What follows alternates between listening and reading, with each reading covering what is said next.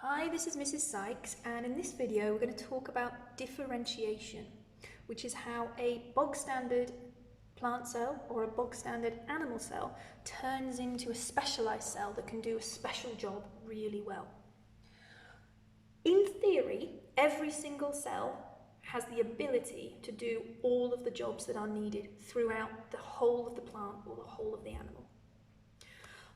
But it works better if some cells do a specific job really well, and then they give different jobs to a different set of cells, and they do that job really well.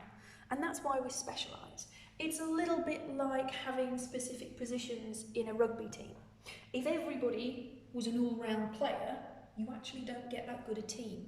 By having specialised players who are the right size, weight and skill set, you get a far more effective team. Differentiation works by turning DNA on and DNA off. And depending on which type of cell you're trying to make, depends on which of those genes, which of those instructions you need to turn on, and which of those instructions you need to turn off. So right now, I've got two little cards that represent different genes. This one is already off. If I turn this on, this allows the cell to make mitochondria enzymes. Now, I'm always talking about mitochondria because mitochondria are where respiration takes place. That's how we release the energy so that the cell can be alive.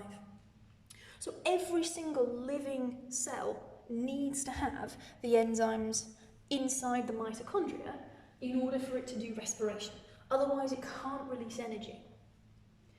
But there are some that it can have on or not. Currently, because we've only got generic genes on, this is a normal cell. The kind of cell that looks a little bit like this, that doesn't have anything interesting about it. To turn this into a specialised cell, an interesting cell if you like, we need to turn on genes that give it special characteristics. So, for example, in this specific cell, we're going to turn on something called neurotransmitters. That's what we need to become a nerve cell. So, nerve. So if we turned on the neurotransmitters, this cell becomes a nerve cell. And it will always be a nerve cell. Even if it divides, it will always have this gene turned on, because in an animal cell, it's a permanent switch on. And there will be other genes, like this one for antibodies, that it will deliberately turn off, and it will keep it off. And this one for hemoglobin, which is what we need in red blood cells, it will keep in the off position, and it will keep it always off, because this cell is going to be a nerve cell. But in different cells, when they are differentiating, training if you like, they will make different decisions. They'll always keep on the cells genes that we need working, so the ones like the mitochondria, the ones that we need to be able to make protein synthesis, those will always be on. But there's a bit of choice as to what they do. If it wants to be a red blood cell, it's going to turn on the hemoglobin, and it's going to turn things off that would turn it into a nerve cell. It's going to turn things off that would turn it into a muscle cell. So if this is a red blood cell, we're going to be turning off neurotransmitters because we don't need those, and that would stay off permanently. If we had a cell that we wanted to turn into a white blood cell that fights disease, we would need to be turning on the antibody gene. We would be turning off hemoglobin, and we would be turning off the ability to make neurotransmitters. So depending on which switches, if you like, are turned on and which ones are turned off, depends on what that cell grows up into. And differentiation is all about taking a generic, straightforward cell and changing which of the genes it decides to use in order to make that cell a specialised cell. Specialised cells will make a specific set of genes and they'll use them because they need them to do their job. They'll have some on that they need on anyway because they need to live, and all the rest they turn off. And in an animal cell, that is a permanent turn on and a permanent turn off. That's because if you look at animals, there are around 50,000 different types of cell. Even though you've only really studied about 10 of them, there are 50,000 different types of cell. There are thousands of different types of white blood cell. Because there are loads of different diseases, there are loads of different white blood cells. But plants, there's only about 50 types of cell. So if you have a plant, it can decide that it wants to be a guard cell around a stomata, and then it can go, no, you know what, actually, I don't fancy being like that. I fancy just being a normal epithelial cell.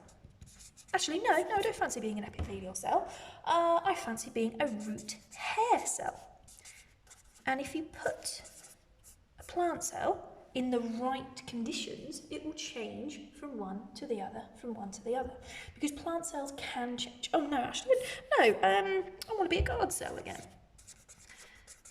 Now, this doesn't happen very often, because normally when a plant grows, it gets it correct, it gets its choices correct. But a plant can change. It's why you can do things like cuttings, where you put a little bit of a plant into some soil and it starts growing roots. If you chopped off your arm and put that into some soil, you're not going to grow a whole other body. Even in something like a reptile, where in theory they can regenerate a tail, the tail that exists is growing more tail cells. It doesn't grow a heart, a lungs and a brain. Plant cells can decide, you know what, I'm going to turn that one off and actually I'm going to have that one on instead. And they have that option to change up if they would like to. But in an animal cell, once the decision has been made, it stays made. So if this one is going to be a white blood cell, so the type of cell that fights diseases, that's all it's got. And it will stay a white blood cell. And when it divides and has further cells coming from it, the new cells it makes will be white blood cells. So differentiation is when a cell goes from a normal cell to a specialised one. In animal cells, that is a permanent change. You can't go back because there are so many options. In a plant cell, there aren't very many options, aren't many very career paths that a cell can go down. So it can switch around.